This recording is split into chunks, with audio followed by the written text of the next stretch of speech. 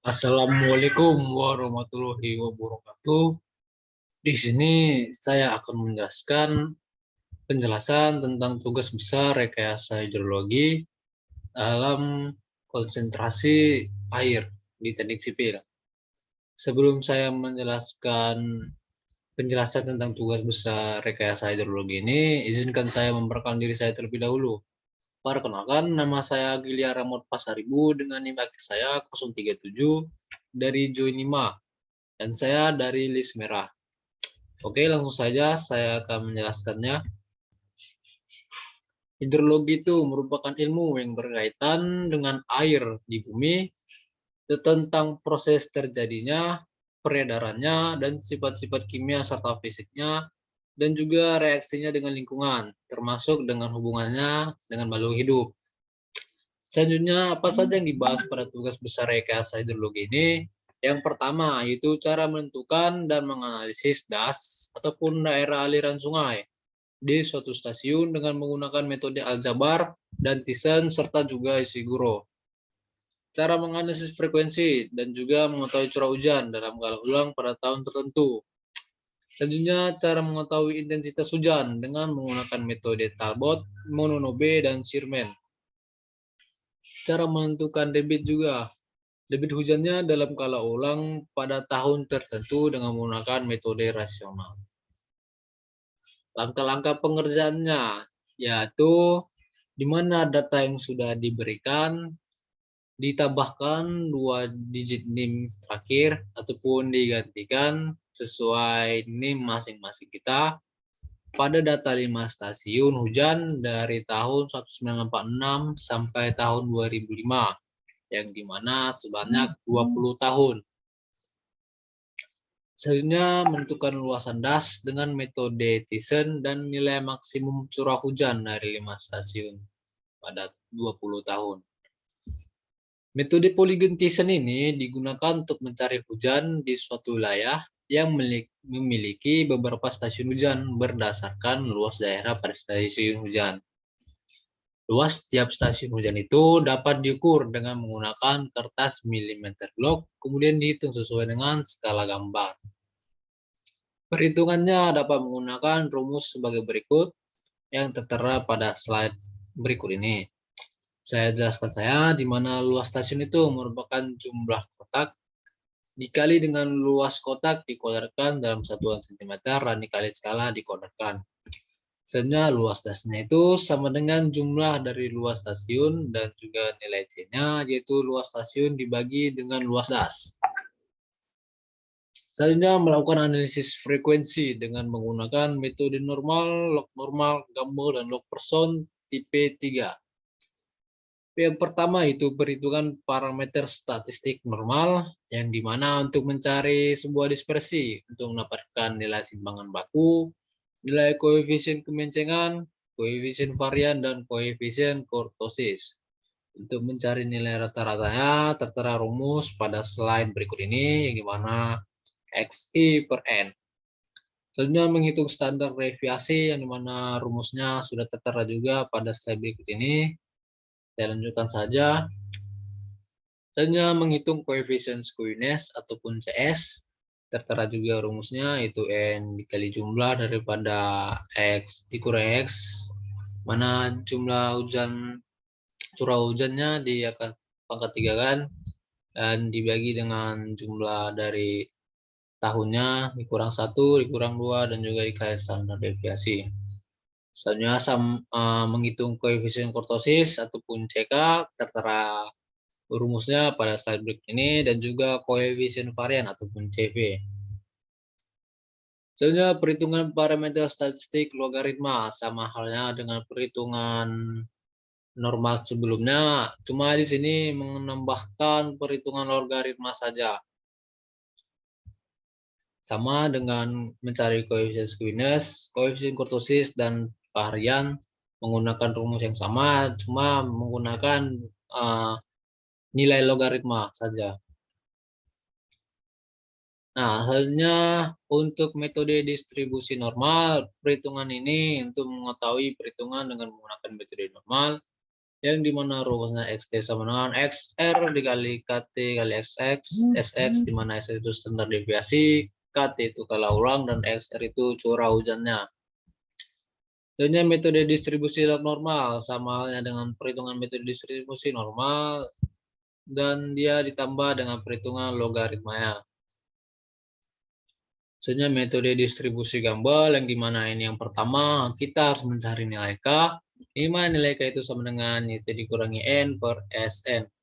Selanjutnya mencari nilai XT sama seperti sebelumnya. Dan selanjutnya metode distribusi log person 3, yang dimana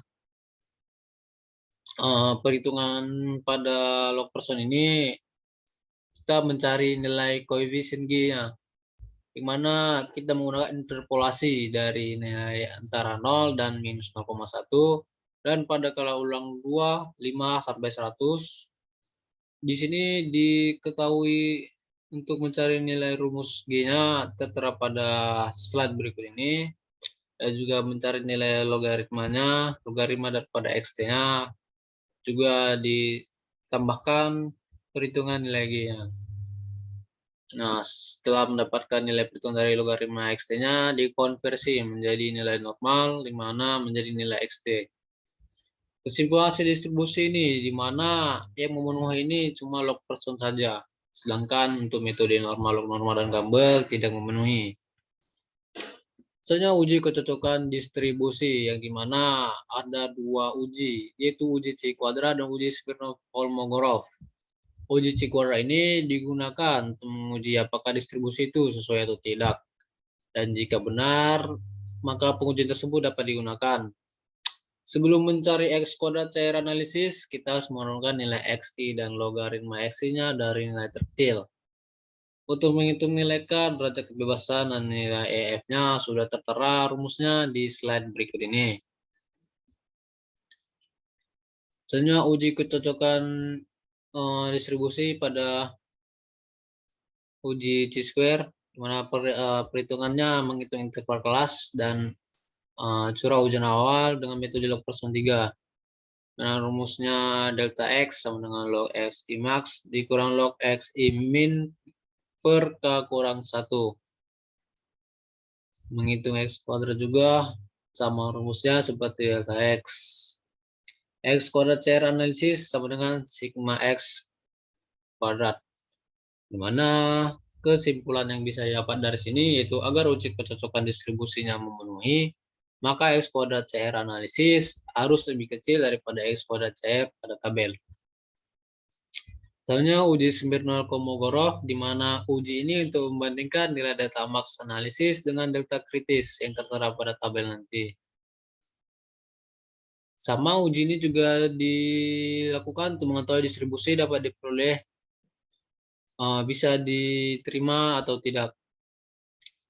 Dimana untuk mencari nilai-nilai berikut ini sudah tertera pada slide berikut ini, yaitu nilai PX-nya, terus nilai PX kecilnya, untuk PX-nya juga, dan juga nilai delta P sudah tertera pada rumus berikut ini. Nah, dari kesimpulan uji Smirnov-Kolmogorov ini, apabila delta max lebih kecil daripada data kritis tabel, maka data hujan yang diolah memenuhi syarat distribusi yang diuji.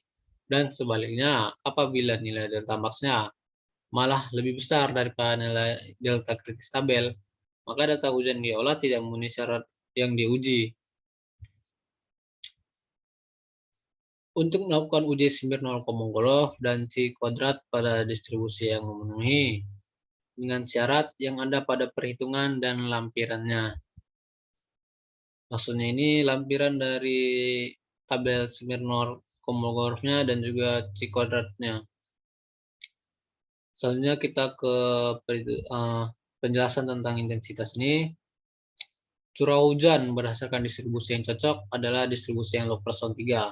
Sebelumnya kita dapatkan di perhitungan distribusi.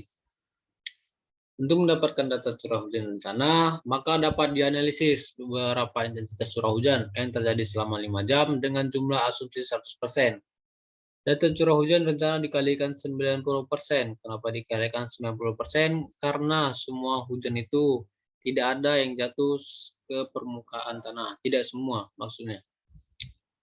Analisis intensitas hujan dan kurva IDF. Pada bagian menghitung curah hujan menggunakan data yang sudah memenuhi uji sebelumnya, yaitu log person 3. Dengan menggunakan metode yang digunakan yaitu Mononobe, Talbot, dan Sherman. Yang pertama, intensitas hujan metode Mononobe.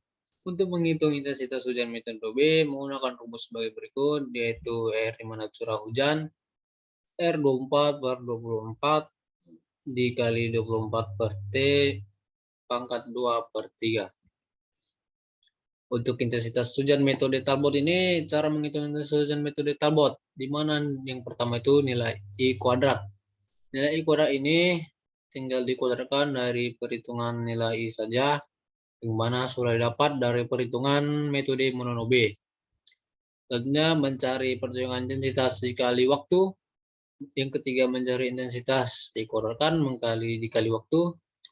Dan selanjutnya menghitung nilai ketetapan A dan B dengan rumus berikut, yaitu A sama dengan sigma jumlah intensitas dikali waktu, dikali jumlah sigma dikali jumlah intensitas dikuadratkan dikurang jumlah intensitas kuadrat dikali waktu dan dikalikan sigma intensitas dibagi dengan N, yaitu jumlah waktu yang diketahui ada 11. Kalau tidak salah dikalikan dengan jumlah intensitas dikuadratkan dikurang dengan jumlah intensitas dikali intensitas.